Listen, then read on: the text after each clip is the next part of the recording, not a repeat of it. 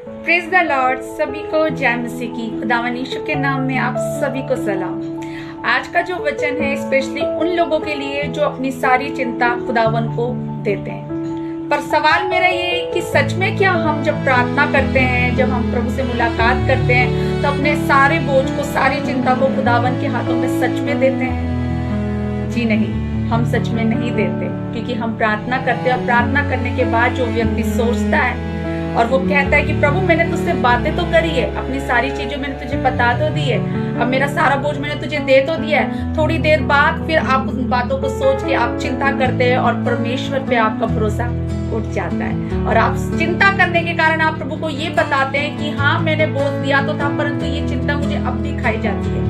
परंतु जो इंसान यहोवा पे अपने बोझ को डाल देता है, प्रभु को अपने बोझ को दे देता है, असल में उसके बाद जब वो नहीं सोचता, वो बेफिक्र होकर अपना जीवन जीता है, उससे कहते हैं कि वो फेथफुल है, उसने अपना बोझ सच में परमेश्वर के हाथों में सौंप दिया है। आज मैं बाइबल के द्वारा आपको बताना चाहूंगी उन लोगों के बारे में जो परमेश्वर के हाथों में, यीशु के हाथों में सच में ही अपना बोझ तो डाला, साथ में ही दूसरे लोगों को भी लेकर आए और उनका बोझ भी प्रभु के आगे डाल दिया। जी हाँ, एक दिन हमारे परमेश्वर, हमारे यीशु मसीह पहाड़ पे बैठे हुए भीड़ को उपदेश दे रहे थे, और जब वो उपदेश दे रहे थे तो जब उन्होंने बोलना बंद करा और भीड़ उनको देख रही थी, सुन रही थी, जैसे ही यीशु मसीह ने अपने उपदेश को बंद करा बोलना, वैसे ही भीड़ पहाड़ पे चढ़ गई। और जब वो पहाड़ पे चढ़ी तो लिखा हुआ है उनमें से कई लोग अपने साथ उन लोगों को लेके आए जो बीमार थे, जो लंगड़े थे, टुंडे थे, जो चल नहीं सकते, जो अंधे थे, मतलब ऐसी कई प्रकार की बीमारियों वाले जो लोग थे, जिनके अंदर बहुत सारी बीमारियां थी,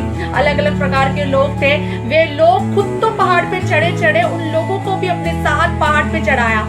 सपोज करिए, मैं आपको एग्जांपल देती हूँ, अगर कोई इंसान उस भीड़ के अंदर से लंगड़ा होगा और वो किसी के संग आया होगा, वो बोलता होगा कि हाँ मैं जीसस को जानता हूँ और वो तुझे चंगा करेगा, तू मेरे साथ चल, मैं तेरे को उसके पास लेके जाऊंगा और वे तुझे हील करेगा। तो सोचे वे तो चल नहीं सकता था और पहाड़ पे चलना तो बड़ी मुश्किल बात होती है। जीसस हमारी तरह नहीं था कि वो नीचे बैठ के या फिर नाव में, बोट में बैठ के प्रचार कर रहा हो। उस समय वे पहाड़ पे था, लिखा है वे पहाड़ पे बैठ के उपदेश दे रहा था और लोगों को सिखा रहा था। भीड़ उसको सुन रही थी और जो लोग खुद आए और अपने लोगों को भी साथ में लेके आए, तो वे लोग, लिखा हुआ था कि वे बीमार थे, वे टुंडे थे, वे लंगड़े थे, वे अंधे थे, वे बोल नहीं सकते थे, ऐसी कई प्रकार की बीमारी थी। फिर भी यीशु के पास वो पहाड़ पे खुद भी चढ़े और उन लोगों को भी साथ में लेके चढ़े, और जाके लिखा है कि उन्होंने उन लोगों को जाके यीशु के पाँव में रख दिया और लिखा है यीशु ने सबको चंगा करा। हालेलुया।